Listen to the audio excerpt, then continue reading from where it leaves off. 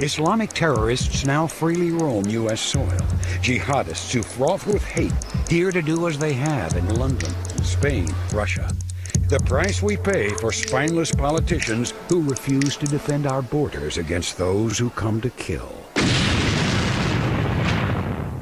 Tancredo, before it's too late is the tagline on that. Let's go first to Bob Beckel, Democratic strategist and Fox News political analyst. Bob, you take issue with this ad, don't you? Well, I take issue with it. I tell you, in 30 years I've been in politics, I've never heard anybody call their opponent spineless, number one. But the second thing is that here he marries up what were clearly acts of al-Qaeda terrorists and the Mexican border. That's exactly what he's talking about. We did not have a terrorist attack by a Mexican crossing the border and blowing up a bomb in a mall. We had people fly into this country and do it. And so all I can say is, since he used the word spineless, let me be blunt about it. It's a spineless ad by a spineless politician. All right, let's Bob, stick around. Let's get some feel on this from the panel. Dr. Keith, what do you think about this ad? Do you think it's too much, or is it, as Tom Tancredo says in his own defense, he says there's nothing in that ad that is not true, and it needs to be said, so let's say it. Well, I think the whole thing's untrue. I'm a doctor, not a politician, but let me tell you, if you list the top 20 likely causes of death in America for anybody who'd see that ad, terrorism is not one of them.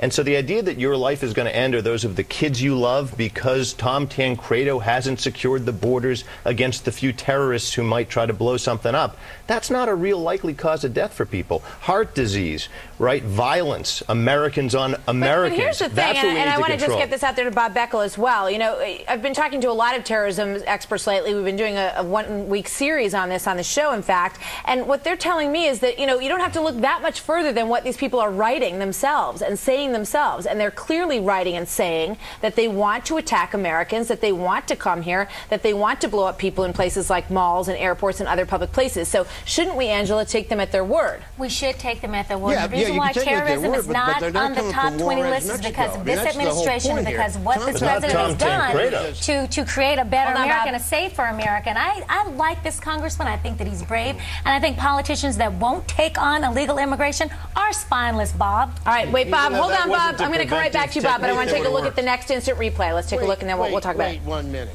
Hold on, Bob. I want you to name one politician.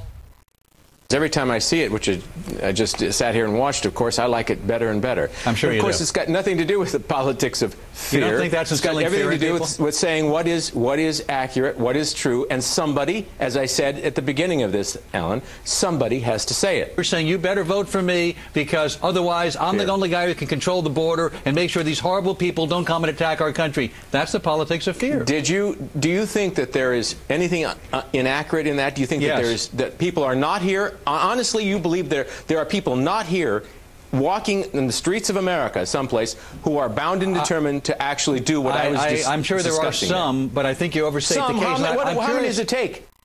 All right, Bob Beckel, go ahead. Well, let me just say this. Number one, the inference is it's illegal aliens coming in from Mexico. Number one, that's not the case. If their people are here doing terrorism, they probably came in by plane. The second thing is... But, Bob, you don't know that. Hold on, I got to jump in here, Bob, because these are all suppositions. You're saying, oh, they're not coming over the border. They're going to come in on planes.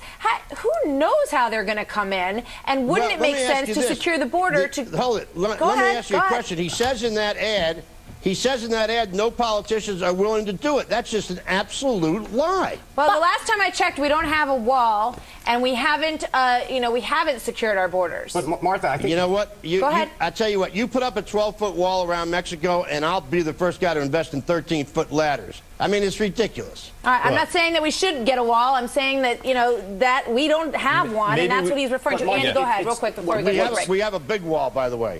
There's a very long wall there, and it's being built as you speak. Andy Levy, you talk. Go ahead. I was just going to say, and I never thought I'd hear myself saying these words, but I kind of agree with Bob Beckel. What's disgusting about this ad is linking terrorists with the 20 million Mexicans who apparently are magically coming here to steal jobs. Yeah, we got to secure the borders against terrorists, but don't link the two. It's two separate things. All right, we got to hold that thought. We're going to be right back after this break.